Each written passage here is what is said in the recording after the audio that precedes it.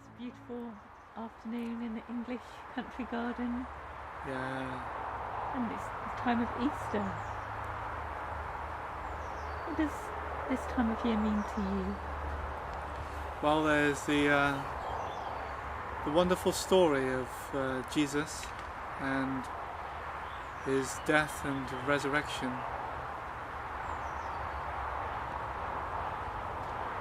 And it's a beautiful story.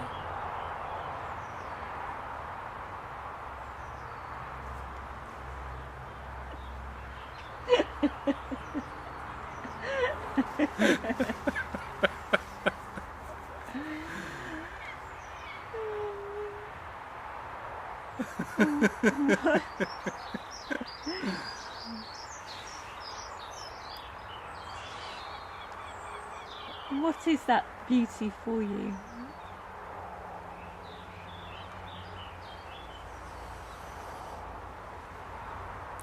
The story of eternal life. Yeah. Everything is, this is spring. Everything is resurrecting.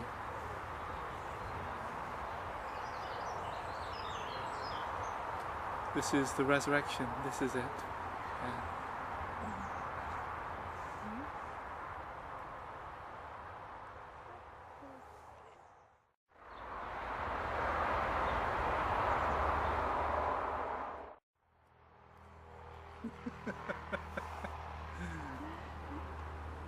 So do you feel that you have a particular teaching that you want to share?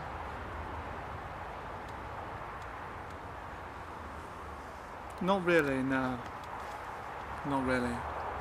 I think that life is being scripted out of existence. That everybody has a script. And most teachings are part of that script. They're rehearsed. And life isn't a rehearsal, as the saying goes. So this is a sharing of this moment and whatever arises in this moment. Do you have a philosophy, a spiritual path or something? Well, philosophy means love of truth. And so satsang is a company of truth, where two or three come together in my name, as Jesus said, for the love of truth. Mm-hmm. Whatever that means. What do you think it means? It means this spontaneous happening in its entirety Wow. is the truth. Prior to thoughts and beliefs. Although thoughts and beliefs may point to this, they can never wrap it up and encapsulate it, because life is too vast to be encapsulated in a book or a DVD. It is ever new, ever this moment. It is unrehearsed, spontaneous, cannot be contained, cannot be controlled. What you are is this free being, and what we are is this free being, and we contain it with beliefs and fears and fantasies. But what we are essentially is the same as whatever is arising, but we only think we're different, and that thought of difference creates all the problems in the world.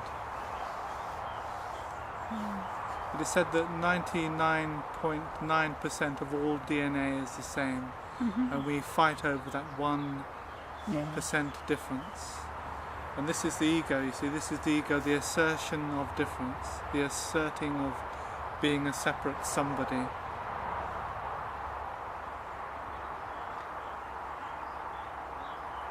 So your understanding is that everything we need and everything we want is found in this moment? Yeah, everything arises here. And this is all there is. There isn't anything else. There never was, or there never will be.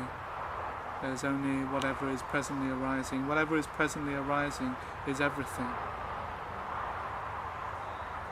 and nothing. And what about, say, thinking, planning what we're going to do tomorrow, what we're going to have for dinner? Yeah. Well, planning has a place, and we only plan from this moment. It has a place as we visualize the next moment. It has a place in business.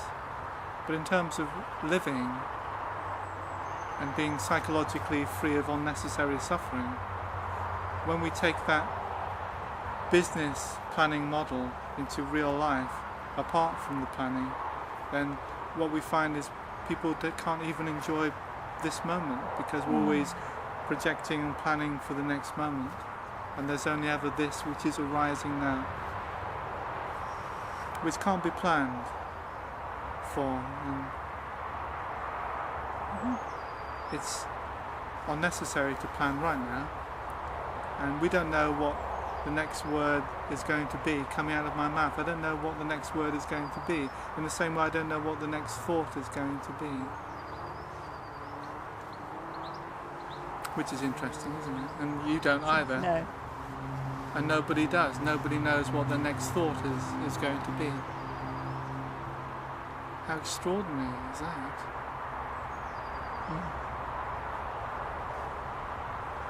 No wonder we fearfully want to plan everything. And this is one thing we human beings do, and it's a wonderful thing, but this sharing is a bit like jazz, where there's a lot of improvisation, but there might be some planning as well. So you maybe have a structure that Maybe. you can just... Not necessarily now, but if I'm teaching Tai Chi or Qigong, Yes, certainly. yeah.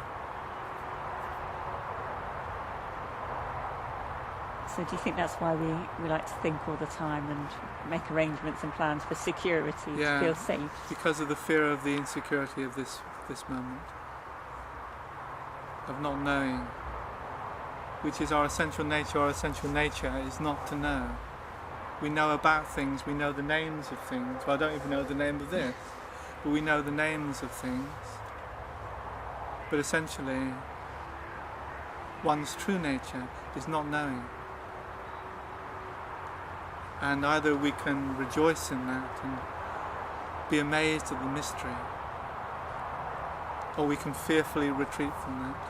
But it seems as if we know initially. So when people ask the question, who am I? Or when we say, inquire, who am I?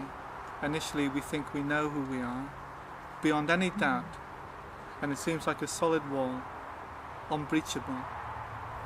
But as we look and see, very quickly the wall dissolves. And this is our greatest fear, this fear of not knowing. But in that massive insecurity which initially can arise, a great security can arise also. And this is our greatest joy. This is our greatest freedom. This is the birthplace of all religion. This is Easter. This is the resurrection and the life. Well, thank you, Graham. You're welcome.